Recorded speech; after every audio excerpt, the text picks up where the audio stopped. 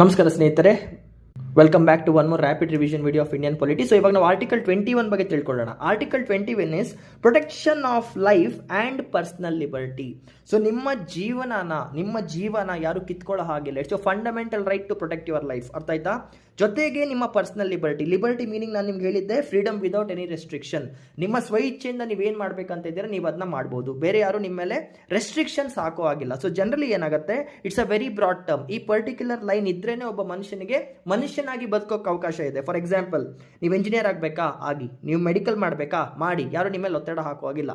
ನೀವು ಯಾರು ಮದುವೆ ಆಗಬೇಕಾ, ಅವ್ರಿಗೆ ಇಷ್ಟ ಇದೆಯಾ, ನಿಮ್ಮಿಬ್ಬರಿಗೂ ಇಷ್ಟ ಇದೆಯಾ, ಮದುವೆ ಆಗಿ. There is no restriction that ನಿಮ್ಮ ತಂದೆ ತಾಯಿ ನಿಮ್ಮ ಮೇಲೆ ಪ್ರೆಷರೈಸ್ ಮಾಡೋ ಹಾಗೆ ಇಲ್ಲ. ಜೊತೆಗೆ this right is a very big thing, because ಇದು ಒಬ್ಬರನ್ನ ಡಿಗ್ನಿಟಿಯಿಂದ ಬದುಕಕ್ಕೆ ಬಿಡುತ್ತೆ. Right to health is a fundamental right to sleep is a fundamental right. Everything it's a very broad term. So right ಇದ್ರ ಬಗ್ಗೆ ಎಕ್ಸ್ಪ್ಲೇನ್ ಮಾಡೋಕ್ಕೆ ಶಾರ್ಟ್ ಸಾಕಾಗಲ್ಲ.